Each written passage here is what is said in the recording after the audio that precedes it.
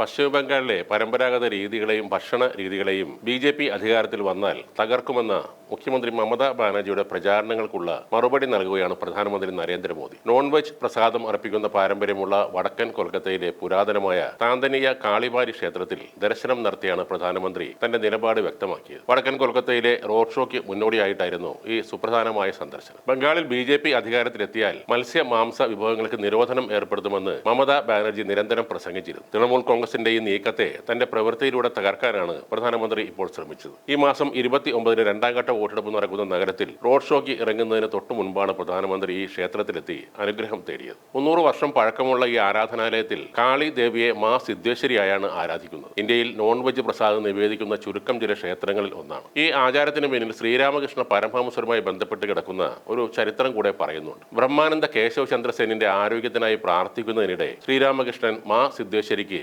ദാബ് ചിങ്കിരി, അതായത് തേങ്ങയിൽ പാകം ചെയ്ത ചെമ്മീൻ സമർപ്പിച്ചതായാണ് വിശ്വാസം. അന്നു മുതൽ ഈ ആചാരം തുടരുകയാണ്. പിന്നീട് ശ്രീരാമകൃഷ്ണൻ ശ്യാംപൂരിൽ താമസിക്കുന്നതിനിടെ രോഗബാധിതനായപ്പോഴും ഭക്തർ ഇതേ രീതിയിൽ സമർപ്പണം നടത്തിയിരുന്നു. 1703 സ്ഥാപിതമായ ഈ ക്ഷേത്രം കൊൽക്കത്തയുടെ വികസന കാലത്തിനു മുന്നേ ഉള്ളതാണ്. ഇവിടുത്തെ പ്രതിഷ്ഠ ജാഗ്രതയുള്ളതാണെന്നും ഭക്തരുടെ പ്രാർത്ഥനകൾക്ക് ഉടൻ ഫലം ലഭിക്കുമെന്നുമാണ് വിശ്വാസം. ഈ ക്ഷേത്രം ഇപ്പോഴും ധാരാളം ഭക്തരെ ആകർഷിക്കുന്നുണ്ട്. ശ്രീരാമകൃഷ്ണ പരമഹംസർ ഇവിടെ പതിവായി സന്ദർശിക്കുകയും ഭക്തിഗാനങ്ങൾ ആലപിക്കുകയും ചെയ്തിട്ടുണ്ടെന്ന് വിശ്വസിക്കപ്പെടുന്നു. ശങ്കരന്റെ ഹൃദയത്തിൽ കാളി വസിക്കുന്നു എന്ന അർത്ഥം വരുന്ന ഒരു ലിഖിതം ഈ ക്ഷേത്രത്തിന്റെ ഉള്ളിൽ എഴുതി വെച്ചിട്ടുമുണ്ട്. നോൺ വെജ് ഭക്ഷണ രീതികളെ ചൊല്ലി പശ്ചിമബംഗാളിൽ രാഷ്ട്രീയ തർക്കം കൊടുമ്പിരിക്കൊള്ളുന്ന സമയത്താണ് പ്രധാനമന്ത്രി നരേന്ദ്രമോദിയുടെ സന്ദർശനം എന്നത് ഏറെ ശ്രദ്ധേയമാണ്. ബീഹാർ, ഗുജറാത്ത് തുടങ്ങിയ ബി.ജെ.പി. ഭരിക്കുന്ന സംസ്ഥാനങ്ങളിൽ ഉത്സവ സമയത്ത് മത്സ്യ വിൽപ്പനയിൽ ഏർപ്പെടുത്തിയ നിയന്ത്രണങ്ങൾ ചൂണ്ടിക്കാട്ടിയാണ് തൃണമൂൽ നേതാക്കൾ ഈ ആക്ഷേപം ഉന്നയിച്ചത്. എന്നാൽ ഈ ആരോപണങ്ങൾ ബി.ജെ.പി. തള്ളിക്കളഞ്ഞു. നോൺ വെജ് ഭക്ഷണം നിരോധിക്കാൻ പദ്ധതിയില്ലെന്നും ജനങ്ങളുടെ ഭക്ഷണ സ്വാതന്ത്ര്യത്തെ മാനിക്കുമെന്നും സംസ്ഥാന അധ്യക്ഷൻ സമീക് ഭട്ടാചാര്യയും കേന്ദ്രമന്ത്രി സുകാന്ത് മഞ്ജുദാറും പറഞ്ഞു.